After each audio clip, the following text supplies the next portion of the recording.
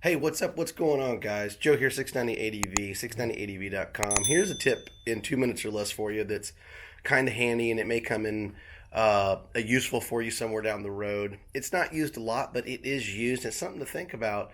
I always say to carry zip ties whenever you're out on your moto adventures because zip ties are very, very handy, and they can help out in certain situations. Here's something that you might want to think about doing. If you ride off-road, if you actually adventure travel off-road, this can happen, and it will help you out until you get back home. Take your zip tie.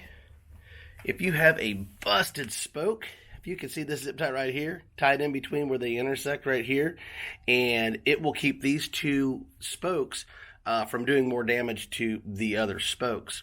And so if you notice that you have a spoke that's coming loose or something like that, you can take a zip tie to where it intersects, and it'll hold those two together, and it'll keep that one from rattling and breaking off other spokes and causing more damage. Anyway, that's something just to think about with zip ties whenever you're traveling on an adventure. That's your tip of 2 minutes. You have a fantastic day.